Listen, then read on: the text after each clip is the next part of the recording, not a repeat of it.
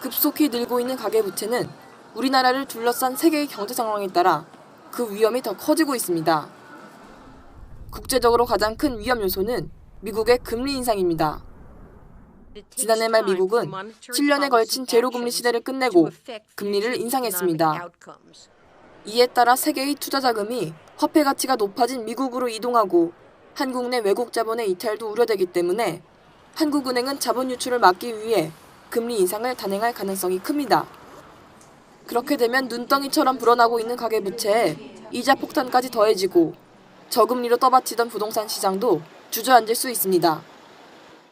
금리가 올라가게 되면 또 아니면은 그 주택담보대출이 많기 때문에 주택 가격이 많이 하락하면서 담보 가치가 많이 떨어지게 되면 굉장히 심각한 문제로 발전할 수 있고요. 금리 상승과 부동산 가격 하락이 같이 맞물려서 일어날 수 있게 되거든요. 그렇게 되면 정말 뇌관이 터질 수 있는 거죠. 어제 금융통화위원회가 1.5%인 기준금리를 동결하겠다고 발표했지만 금리 인상 조짐은 이미 관측되고 있습니다. 그러니까 대출금리의 기준이 되는 코스피 금리라고 있습니다. 그게 10월에 연 1.57에서 11월에 1.66으로 해가지고 2달 연속 지금 상승하고 있거든요. 그러니까 시장은 생물이거든요.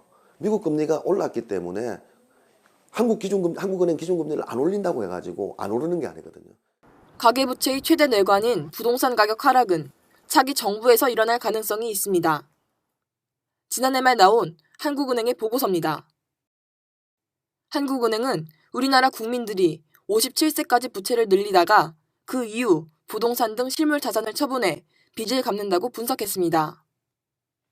문제는 실물 자산을 가장 많이 가지고 있는 세대가 앞으로 3, 4년 내에 부동산을 팔아 은행 빚을 청산하는 시기에 돌입한다는 점입니다.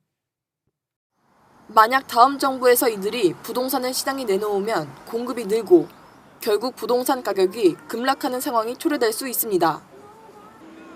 한국은행은 부동산이 자산의 대부분인 가구가 많기 때문에 부동산 가격 하락의 충격은 클 수밖에 없다며 고령화에 대비한 정책이 필요하다고 경고했습니다. 가계부채 문제를 해결하지 못하면 결국 디플레이션, 소비 침체로 이어질 수 있습니다.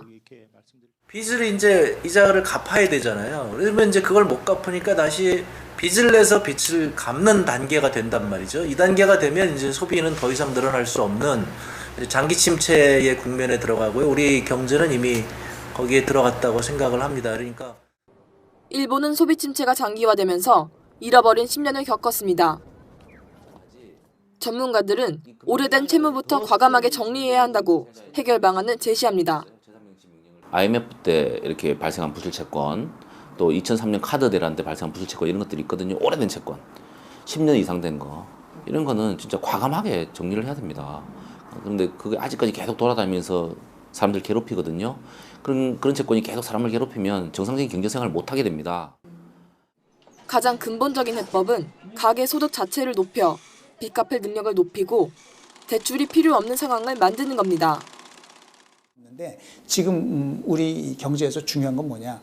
전체 우리가 생산하는 국민 총 생산 소득에서 차지하는 가처분 소득의 비중이 굉장히 낮은 거예요. 그래서 이 가처분 소득의 비중을 올려야 된다. 그것은 무엇을 통해서 올릴 수 있느냐? 결국은 임금 상승을 통해서 올릴 수 있는 것입니다. 그래서 우리나라는 전체 소득에서 노동자들에게 돌아가는 몫이 OECD 국가 중 최하위 수준입니다. 그럼에도 불구하고 박근혜 정부는 전교조를 법에 노조화하는 등 노조를 무력화하고 이른바 노동계약이라 불리는 노동오법 개정을 추진하며 시대에 역행하는 정책을 펴고 있습니다. 국민TV 뉴스 박다솔입니다.